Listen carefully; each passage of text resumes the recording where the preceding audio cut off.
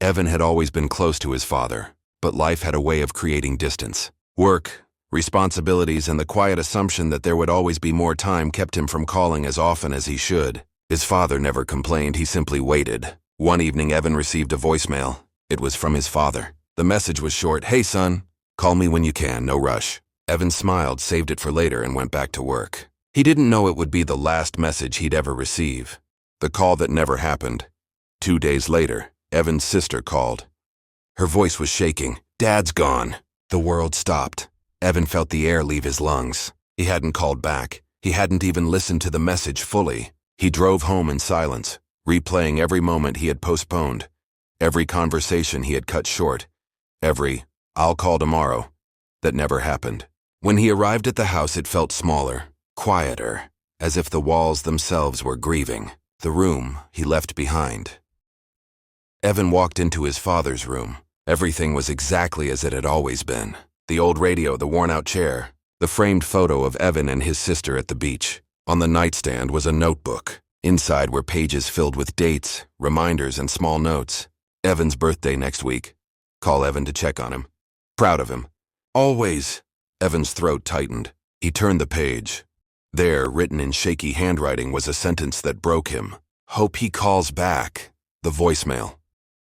That night, Evan sat alone in the living room. He opened his phone. He pressed play. His father's voice filled the room. "Hey son, call me when you can. No rush, just wanted to hear your voice." Evan closed his eyes. He replayed it again, and again, and again. It was the only piece of his father he had left that still spoke. The memory box. The next morning, Evan's sister handed him a small wooden box. "Dad wanted you to have this." Inside were small objects from their childhood, a baseball glove, a ticket from their first game together, a drawing Evan made when he was 6, a letter. Evan opened it carefully. "Son, if you're reading this, it means I didn't get to say goodbye. But I want you to know something. You were never too busy for me. I was just happy knowing you were out there living your life. Don't carry guilt, carry love. That's all I ever wanted for you." Evan wiped his eyes. For the first time since the call, he breathed. The last goodbye. That evening, Evan drove to the lake where his father used to take him fishing.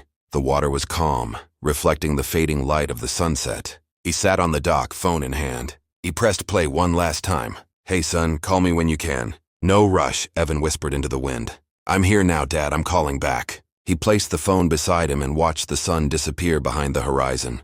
For the first time, the silence didn't hurt. It felt like peace.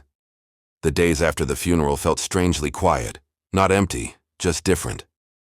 As if the world had shifted slightly, and Evan was still trying to find his balance. He kept the wooden memory box on his desk, not because he wanted to cling to the past, but because it reminded him that love doesn't disappear when someone does. Still, the guilt lingered. He replayed the voicemail every night, not out of pain anymore, but because hearing his father's voice felt like a bridge between what was lost and what still lived inside him. The unexpected message. One morning, Evan received a text from an unknown number. "Hi, this is Maria. I worked with your father. Could we talk?" He hesitated. He wasn't sure he was ready to hear more stories, more reminders of what he had missed. But something inside him whispered that he should.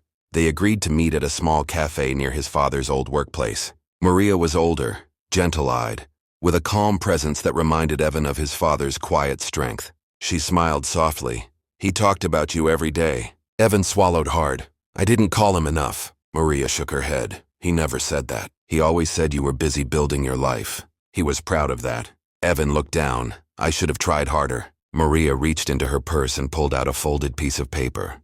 "He left this on his desk the day before he passed. I think it was meant for you." Evan unfolded it slowly. It was a list. "Things I want to tell Evan. I'm proud of you. I'm grateful for you. I hope you forgive me for the times I wasn't there. I hope he forgives himself too." Evan felt his chest tighten. His father hadn't just been waiting for a call. He had been waiting for peace. The conversation he needed. Maria leaned forward. "He worried you carried too much weight. He wanted you to know he never expected perfection. He just wanted you to be happy." Evan wiped his eyes. "I didn't know he felt that way." "He didn't know how to say it," Maria replied. "But he wrote it every day. In little notes, on scraps of paper, on the back of receipts. He was always trying to find the right words." Evan realized something then. His father had been speaking all along. Evan just hadn't known how to listen. The healing begins. That evening, Evan returned to the lake, the same place where he had played the voicemail for the last time. He sat on the dock, the list from Maria in his hand. The water was calm, the sky was soft with fading light. He whispered, "I forgive you, Dad. And I'm learning to forgive myself, too."